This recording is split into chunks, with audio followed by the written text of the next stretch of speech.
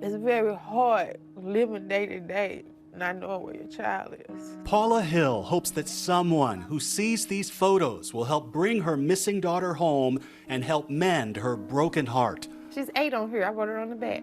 10 long years have passed since the young black girl in these precious memories disappeared without a trace. Her name is Shemika Cozy. She vanished just a few days after Christmas that year. On December the 28th, 2008, that was the last day that I seen her. You've come back to this neighborhood a number of times. Oh, yeah. Her daughter was here, just outside St. Louis, watching movies with her cousins when everyone woke up the next morning and discovered she was gone. She was 16 years old, a door was unlocked, and police believe she ran away, so they never searched for the girl. They're not doing anything because they think she gone on her own. I don't know what to do. I didn't know who to turn to. Shamika Cozy's story was different in the sense that she vanished without a trace. Chandrea Thomas is a local news anchor and reporter who produces a podcast documenting forgotten cases of missing black Americans. This was one of her first. Her belongings, her overnight bag was still left on the counters in the house, and she was never seen again. She says police and the press often dismiss black cases as runaways. It has been difficult to get some of these stories told when it comes to missing people of color, cold cases involving people of color. And I felt like if I can do my part as far as having this podcast, I can tell any story I want about whoever I want, however I want, for however long I want to. At the Center for Missing and Exploited Children, Director Robert Lowery told us that roughly 800,000 Americans go missing each year. What percentage of those are African American or of color? About 60% of the reports that we see here in the U.S. that go in those databases. More than half. Well over half. It really breaks a lot of commonly held thought on who are really the missing children in the U.S. The numbers show that missing black Americans are disproportionately represented. In 2018, more than 30% of all missing persons were black Americans, despite making up just 13% of the total U.S. population. But only around a fifth of those cases are followed by the news. Frustrated with little help and even less attention, Paula Hill and her family went searching on their own. This idea that she ran away, you don't believe that? No. No. Do I believe she left her home with someone? Yes. But she was intending to come back. She was not intending to stay gone for 10 years. We are in front of the Berkeley Police Station. This is the police department that was investigating this case. We ended up sitting down with Major Art Jackson, who is, of course, African American, and defends the way police are handling the case. How come the police never did a search on this? There was no evidence to support a physical search. This is one of the hardest things to investigate as a missing person, especially if a person is missing with, like I said, with no signs of anything, just voluntarily walks away. Now, if a person is missing, they've been kidnapped or anything like that, you're gonna have signs of struggle. You're gonna have things to go by to help you put that pieces of the puzzle together. So in reality, sometimes law enforcement and sometimes media, we like, hey, that person did it voluntarily. So that's on them. It is quite the mystery, and there are dozens of missing persons cases that I've followed over the last few years where the effort on the ground and on the airwaves was massive and hopeful. But all of these cases have one significant thing in common. The victims were white Americans. I was one of the reporters covering 17-year-old Caitlin Fresina in 2017, who went missing in Florida. At the same time, 14-year-old Yania Javon Carter disappeared near Atlanta. Carter didn't get half the media attention, but luckily she was found alive. Natalie and Derica Wilson run a foundation that helps search for missing black and Hispanic children. There are so many families of color who are desperately searching for their missing loved one, and they are just asking for just 1 second or a couple of seconds of media coverage, and it can change the narrative for them. We also understand that the decision makers don't look like us, and so these cases are not sensitive enough where they want to air it. We got more than an earful from this group of parents and loved ones of missing black children in Washington, D.C.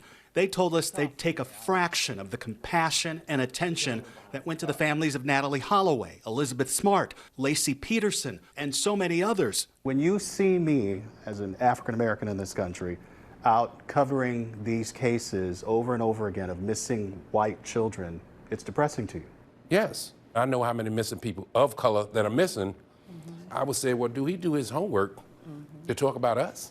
Yeah, it pissed me off to see you reporting somebody's child other than mine. Me and this person's child can go missing around the same time. But I had to fight to get mine on local news, and this person's on national news with the FBI overnight. Exactly.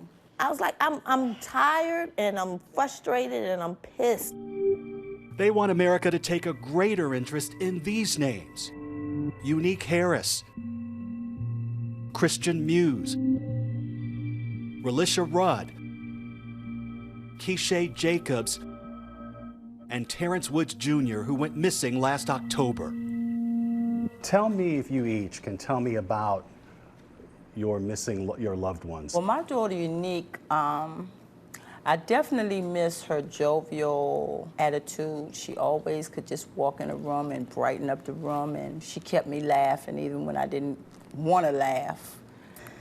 Keisha, she was 21 when she went missing, but she was still my baby. She's the one that we used to have movie nights, and she'd lay up in the bed with me and we'll watch movies and eat popcorn.